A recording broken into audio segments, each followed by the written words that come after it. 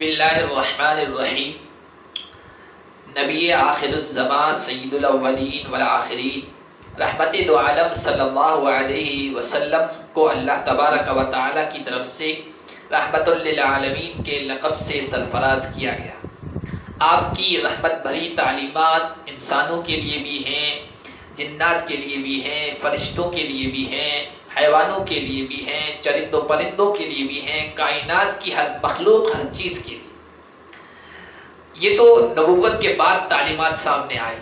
نبوت کے ملنے سے پہلے بھی اللہ تبارک و تعالیٰ نے آپ کا دل ایسا بنایا تھا کہ آپ لوگوں کے لیے شفیق تھے، رحیم تھے، ہمدردی رکھتے تھے، لوگوں کے کام آتے تھے۔ اس کی ایک مثال محمد صاحب کے لیے پارٹ 5 میں پیش کر دی گئی ہے۔ آج ایک مثال اور آپ کے سامنے رکھتا ہوں۔ آپ صلی اللہ علیہ وسلم کے نبی بنائے جانے سے تقریباً 20 سال پہلے کا واقعہ ہے۔ مکہ میں ایک واقعہ پیش آیا۔ یمن کے قبیلہ زبید کا رہنے والا ایک تاجر ساز و سامان لے کر بیچنے کے لیے مکہ شریف آیا۔ مکہ کا ایک سردار عاص بن وائل تھا، اس نے ساز و سامان خریدا اور جب قیمت ادا کرنے کی نوبت آئی، باری آئی، تو قیمت ادا کرنے سے اور پیمنٹ کرنے سے مکر گیا، انکاری بن گیا۔ وہ بیچارہ بہت پریشان ہوا، کعبہ کے صحن میں کھڑے ہو کر اس نے دہائی دی کہ مکہ کے شریف لوگوں، اس آدمی نے میرا ساز و سامان لے لیا، میری بیٹی بھی مجھ سے چھین لی اور اب قیمت ادا کرنے سے بھی مکر رہا ہے، میری مدد کرو۔ کسی نے اس کی آواز پر کان نہیں دھرا، آواز نہیں سنی۔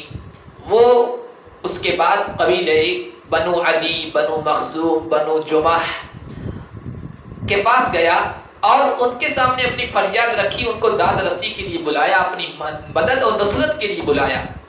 لیکن چونکہ عاص بن وائل بڑا آدمی تھا، مکہ کے لوگوں میں اس کی وقار اور عظمت تھی، اس کے رعب و دبدبے کی وجہ سے کوئی اس کی حمایت میں کھڑا نہیں ہوا، بلکہ الٹا اس کو دبانے لگے اور اس کی آواز کو خاموش کرنے لگے۔ یہ سب دیکھ کر وہ بیچارہ ایک پہاڑ جس کو جبل ابو قبیس کہتے تھے اس پر چڑھ گیا اور اس پر چڑھ کر چند اشعار کہے جس میں اپنی مظلومانہ کیفیت کو بیان کیا اور لوگوں کو اپنی مدد کے لیے بلایا۔ ان لوگوں کو خاص طور پر مخاطب کیا جو انسانیت نواز تھے، جو اپنے دل میں درد مندی رکھتے تھے، انسانوں کا بھلا چاہتے تھے، ان کی طرف متوجہ ہوا۔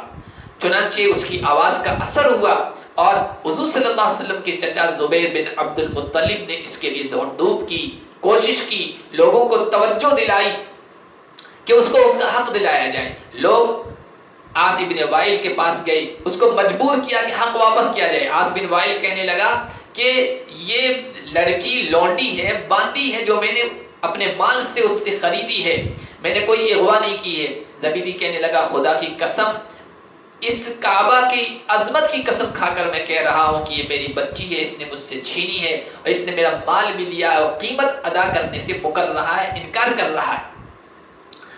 ان لوگوں نے تحقیق کی اور تحقیق کے بعد مکے کے ان شریف لوگوں نے عاص بن وائل کو مجبور کیا کہ قیمت ادا کرے اور بچی واپس کرے۔ اس کے بعد خاص طور پر قبیلے قریش کے 5 قبیلے عبداللہ بن جدعان کے گھر میں جمع ہوئے اور انہوں نے آپس میں معاہدہ کیا، یہ طے کیا، یہ قسمی کی کہ آئندہ مکے کے اندر کسی بھی شخص کو ہم مظلوم نہیں بننے دیں گے، چاہے وہ مکے کا باشندہ ہو، چاہے مکے کا باہر ہو۔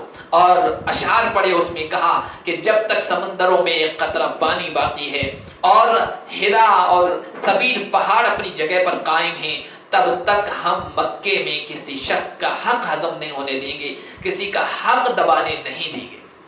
اس ظلم کے خلاف اٹھنے والوں میں، ظالم کے خلاف اٹھنے والوں میں اور اس مظلوم کی حمایت اور مدد کرنے والوں میں نبی پاک صلی اللہ علیہ وسلم بھی شامل تھے۔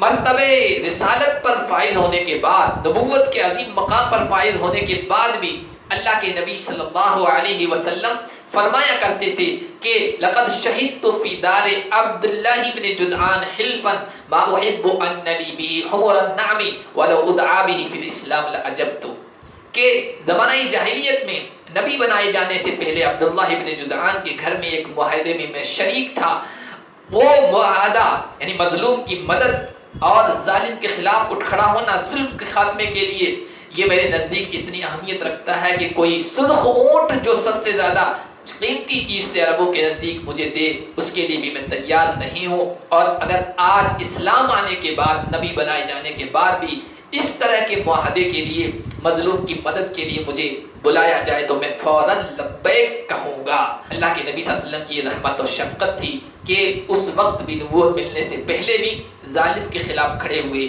مظلوم کی ہمدردی کے لیے، مظلوم کی حمایت کے لیے۔ اللہ پاک ہمارے اندر بھی ایسا جذبہ عطا فرمائے۔